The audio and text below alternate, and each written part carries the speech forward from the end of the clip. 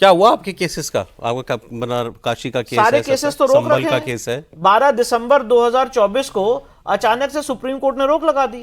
Places कहा of worship places of act पर worship सुनवाई एक्ट के के लिए। माध्यम से जितने भी केसेस हैं उन सब पे कोई इफेक्टिव ऑर्डर नहीं पास किया जाएगा, और आगे भी अगर कोई केस फाइल होगा तो दर्ज नहीं किया जाएगा। काशी संभल 6 मथुरा, महीने हो चुके हैं, काशी संभल मथुरा सब होल्ड पे हैं सब होल्ड पे हैं, क्योंकि सुप्रीम कोर्ट ने मैंडेट दे दिया। 6 महीने और से। कन्हैया लाल के केस पे क्या मैंडेट है सर, कि जिसकी क्यों रोका गया उसको 3 साल तक? ये तो इसका बारे में कोई, ये केस ऐसा है कि इस पे इतना समय लगना देखिए चाहिए मैं था? ऐसा मानता हूं, जो मैंने काफ़ी क्रिमिनल ट्रायल्स पिछले 15 सालों में देखे हैं, अनुभव किया है, बहस की है, लड़ा हूं, तो बहुत ही एक छोटा सा प्रोसीजर है कि जब पुलिस अपना इन्वेस्टिगेशन कर लेती है, और इस केस में तो एनआईए इन्वेस्टिगेशन कर रही है, एनआईए ने जब चार्जशीट दाखिल कर दी, उसके बाद चार्जेस फ्रेम होते हैं।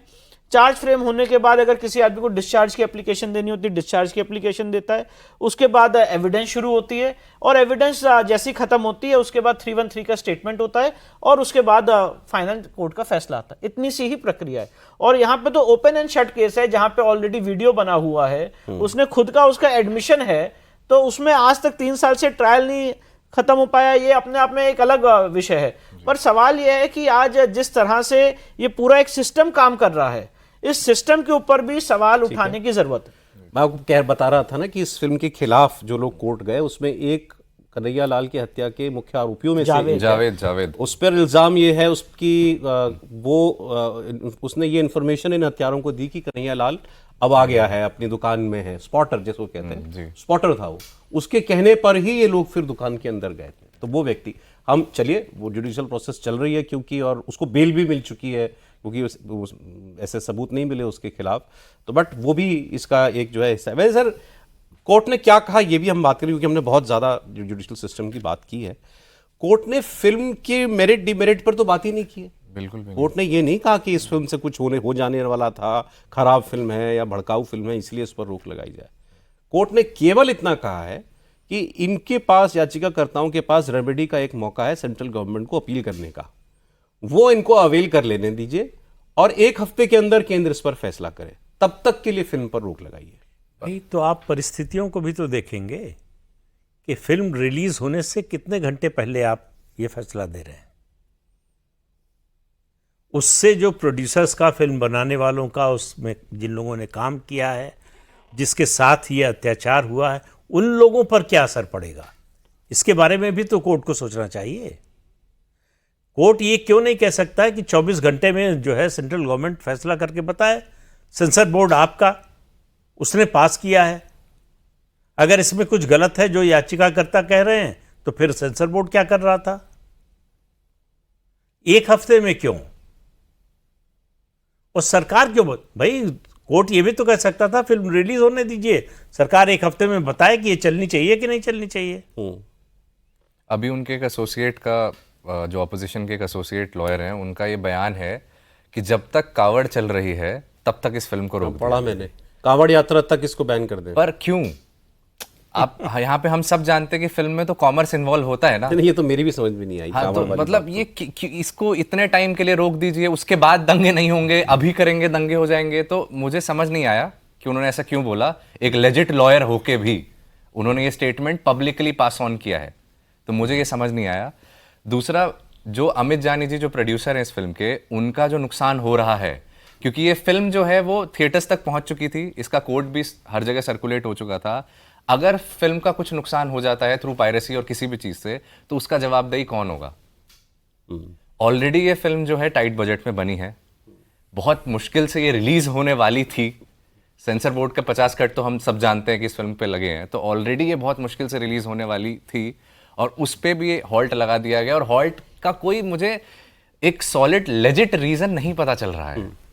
और अब मुझे ये भी समझ नहीं आ रहा कि किसका दरवाजा खटखटाया जाए। सुप्रीम कोर्ट तो खैर आप सुप्रीम कोर्ट जा ही हाँ चुके हैं, जी, तो सुप्रीम वही कोर्ट उम्मीद इसमें वही है 1-2 दिन में कर देगा। अच्छा, हमने देखा कि बतात कपिल सिब्बल जी की बात हुई कि वो केस लड़ रहे हैं। एक दूसरा जो हर मामले में जो बॉडी हम देखते हैं पहुंचती है, वो है जमीयत उलमा हिंद। इसमें भी जमीयत उलमा हिंद है, अरशद मदनी जी। जी। तो ये इनको क्या पढ़ा आपने? अब एक्चुअली क्या है, देखिए कानून 2 ढंग से काम करता है। अगर आज सपोज करिए हम लोग कोर्ट जाएं, तो कभी ना कभी और हमेशा सवाल पूछा जाता है कि भाई आप क्या, आपने सुना ही होगा कि हिंदुओं के ठेकेदार हैं क्या, आप क्यों कोर्ट आ गए, पूरे समाज को क्या आप रिप्रेजेंट करते हैं। पर यह सवाल जमीयत उलमा हिंद से नहीं पूछा जाता है। वक्फ के मैटर में, प्लेसेस ऑफ वर्शिप एक्ट के मैटर में, राम मंदिर के मैटर में, जितने भी केसेस आप देख रहे मुसलमानों के हैं, हर मैटर में, इवन इंडिविजुअल मुस्लिम्स के मैटर में, और एक अनरजिस्टर्ड बॉडी है, इट्स एन अनरजिस्टर्ड बॉडी, और वो कोर्ट में केसेस फाइल कर रही, उनकी बातें सुनी जा रही हैं। तो आज ठीक है, आपने उनकी बातें सुनी, मेरा सवाल एक प्रक्रिया से है। जिस तरह से पूरा सिस्टम फॉलो किया जा रहा है, मैं इसको लीगली डाइजेस्ट नहीं कर पा रहा हूं कि जब जावेद की याचिका पे सुप्रीम कोर्ट ने स्पष्ट कह दिया कि let the film be released, उसके बाद कैसे दिल्ली हाईकोर्ट में सुनवाई हो गई, दिल्ली हाईकोर्ट ने इस मामले पे रोक लगा दी, केंद्र सरकार को भेज दिया।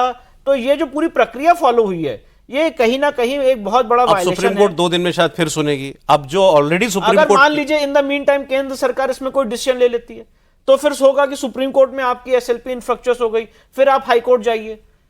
तो बहुत सारे इसमें, मैं आपसे ये पूछ रहा हूं, सुप्रीम कोर्ट सुनेगा अब दोबारा जो बात, वो अभी आपने जो कहा कि फिल्म रिलीज होने दो, ऑलरेडी कह चुका है कुछ दिन पहले, उससे अलग कुछ कहेगा, कह सकता है क्या? अब देखिए, वो एक अलग कोर्ट थी, वो वेकेशन बेंच थी, वो और जज थे, अब ये कोई और जज तो उन्होंने यही कहा कि अब इसको नॉर्मल कोर्स में जब कोर्ट खुल जाएगा तब हम देखेंगे, अभी इसमें कोई भी ऐसी हड़बड़ी नहीं है, ना कोई ऐसी इंटरिम ऑर्डर की जरूरत है, और let the film be released, इसमें अभी हम कोई इंटरिम आदेश नहीं पारित करेंगे। सर एक अंत में एक बात, मतलब एक्चुअली देखिए, जो लोग इस फिल्म के खिलाफ हैं, इससे पहले कश्मीर फाइल्स या केरला स्टोरी, इन फिल्मों के खिलाफ भी अदालत में लोग गए थे। वो हालांकि वो फिल्में फिर रिलीज हुई, बहुत सेंसर बोर्ड को उसमें कट्स वट्स करने पड़े थे।